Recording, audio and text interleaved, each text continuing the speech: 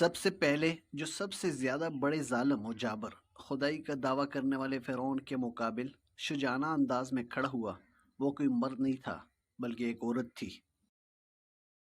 سب سے پہلے جس نے مکہ اور کعبہ کو آباد کیا وہ کوئی مرد نہیں تھا بلکہ ایک عورت تھی۔ سب سے پہلے جو ہمارے نبی حضرت محمد صلی اللہ علیہ وسلم پر ایمان لائی وہ کوئی مرد نہیں تھا بلکہ ایک عورت تھی۔ سب سے پہلے جس نے روئے زمین کا مبارک ترین زمزم نوش فرمایا وہ کوئی مرد نہیں تھا بلکہ ایک عورت تھی۔ سب سے پہلے جس کا خون اسلام کی راہ میں بہایا گیا اور شہید ہوا وہ کوئی مرد نہیں تھا بلکہ ایک عورت تھی۔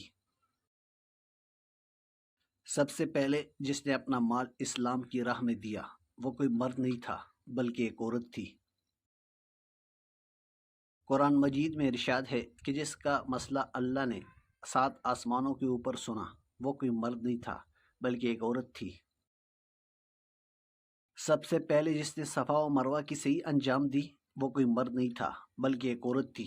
اب ہر سال لاکھوں حجیوں پر لازم ہے کہ ایک عورت کے انجام دیے گئے فعل کو بجا لائیں ورنہ ان کا حج قبول نہیں ہوگا۔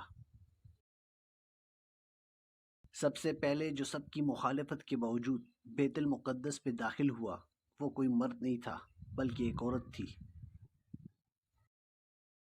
جس نے قصر یزیدی کو لرزا دیا وہ کوئی مرد نہیں تھا بلکہ وہ عورت تھی۔ ہر عورت کو مبارک ہو کہ وہ عورت پیدا کی گئی ہے۔